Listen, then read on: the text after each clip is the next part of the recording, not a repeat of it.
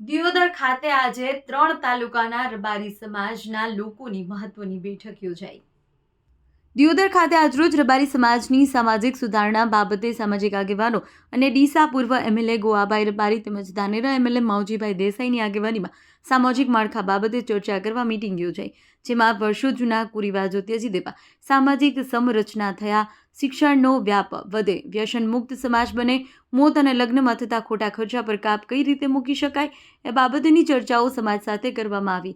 હાલ રબારી સમાજ દ્વારા તાલુકા લેવલે મીટિંગનો દોર ચાલુ છે। ત્યારબાદ 25 જાન્યુઆરીએ વિશાળ રબારી સમાજના સંમેલનમાં બંધારણને આકાર આપવામાં આવશે। થારા સાથે ગોળ આખો સંકળાયેલો છે। એમના સૂચનો લીધા પણ દરેક સૂચનો મેં કહ્યું એમ 19-20 થોડો ફરક આવે છે, બાકી લગભગ તમામ સમાજના સૂચનો એક જેવા જ, એક સમાન જ છે અને એની અંદર બધા પણ સંમત છે। નવી પેઢી, યુવાનો અને વડીલો બધા જ એમાં સંમત છે કે આ જાતનું 19-20 છે એ પણ એક કરીને તમામે તમામ 3 જિલ્લામાં વસતા આપણા રબારી સમાજનું એક જ બંધારણ રાખો, એક જ મુદ્દાઓ રાખો, જેથી બધાને અનુકૂળ રહે। બનાસકાંઠા, વાવથરાદ અને પાટણ જિલ્લાના રબારી સમાજનું એક સમાજ એક બંધારણ માટેના અંતર્ગત કોંકરેજ અને દિયોદર તાલુકાની બેઠક હતી। ત્યારબાદ પછી વાવથરાદ, સુઈગામ સહિતના તાલુકાઓની બેઠક પણ બપોર પછી થરાદ ખાતે રાખેલી છે। સમાજના તાલુકા વાઇઝ જુદા જુદા ઘણા બધા ગોળ છે। અમારા ગોળ વાઇઝ જુદા જુદા એના નિયમો, પરગણા વાઇઝ જુદી જુદી પરંપરાઓ છે। સમાજના શ્રેષ્ઠી વડીલોએ વિચાર કર્યો કે સમાજને આર્થિક રીતે જે પાયમાલ બની રહ્યો છે, જે આર્થિક રીતે નુકસાન થઈ રહ્યું છે, અલગ અલગ રીત રિવાજોના કારણે સમાજને અડચણ આવી રહી છે, એના બદલે એક સમાજ એક રિવાજ બને, એક રિવાજ શ્રેષ્ઠ સમાજ બને, એના ભાગરૂપે આજે દિયોદર ખાતે મિટિંગ રાખી છે।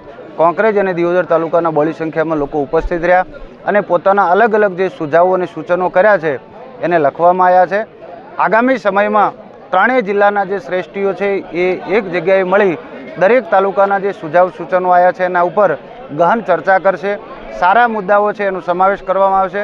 સમાજને અડચણરૂપ કે નુકસાનકારક જે વિષયો છે એને આમાંથી હટાવી અને સમાજ આર્થિક સદ્ધર બને, શૈક્ષણિક જાગૃતતા આવે એના માટે પણ ચર્ચા કરવામાં આવી છે। તાલુકે તાલુકે શૈક્ષણિક સંસ્થાઓ બને એની પણ ચર્ચા થઈ છે।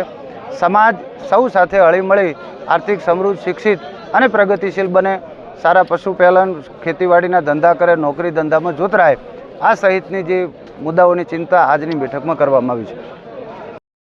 સમગ્ર બૃહદ બનાસકાંઠા, પાટણ અને વાવથરાદ જિલ્લામાંથી સમગ્ર રબારી સમાજના બધા જ પરગણાનો ભેગું એક જ બંધારણ થાય એ પ્રકારનું કામ કરવા માટે સમાજના સૌ આગેવાનો, હું ગોવાભાઈ અને સમાજના બધા જ આગેવાનો સાથે મળી અને સમાજની એકતા વધે, સમાજના ખોટા ખર્ચાઓ બંધ થાય અને સમાજના સમયનો સદુપયોગ થાય અને સમાજ પાસે જે આર્થિક રીતે સુખી અને સમૃદ્ધ થાય એ પ્રકારનું કામ કરવા માટે બધાની સલાહ લઈ અને દરેક તાલુકેથી સૂચનો લઈ અને સમાજનું બંધારણ કરી અને 25 તારીખને દાડે સમગ્ર જિલ્લાની અંદરથી બધા જ ભાઈઓ, બહેનો, યુવાનો, વડીલો, આગેવાનો અને દાતાઓ બધા જ ભેગા મળી અને આ બંધારણનો અમલ થાય એ પ્રકારનું કામ કરવા માટે જઈ રહ્યા છીએ।